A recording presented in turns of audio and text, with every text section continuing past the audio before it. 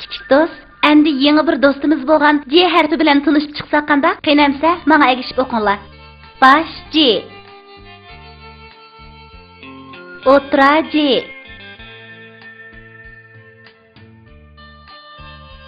Ulanni J.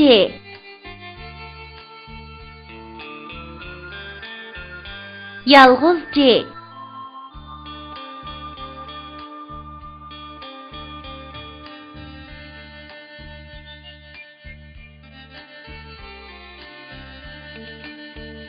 Ceren aka yetival oq tegido, Mecit Joa kival zukam tegido.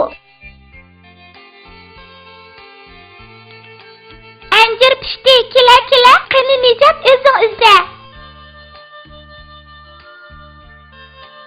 Padişah taş kiyipti xoraz muham, oqibat şapaq kiyer, o'rin odam. Kichik do'stlar, endi tarkibida J harfi bor so'zlarni o'qish ham yozishni mashq qilib boqaylik. J A J Y jay jay. J A J N can. T A T J taj.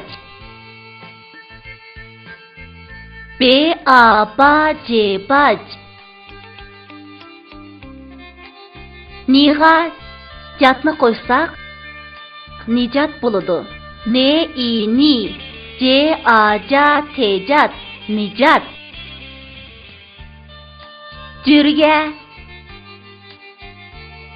atni qo'ysak Jür'at bo'ladi.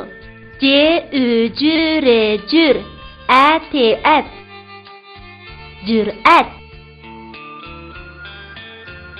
Ani an J Ü Jüre jür Ancur P I piş piş T I T pişti ancur pişti.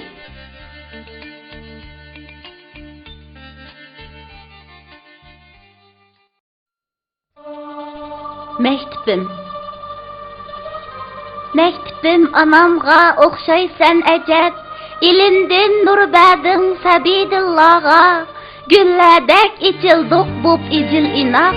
Tirishib gildasta tutimiz sana, biz illiq bağrında o'simiz timen, qo'rqmaymiz jafodan atimiz uchun, tan bilan koinot sirini ichib, toj kiyib oldinga kelarmiz bir kun.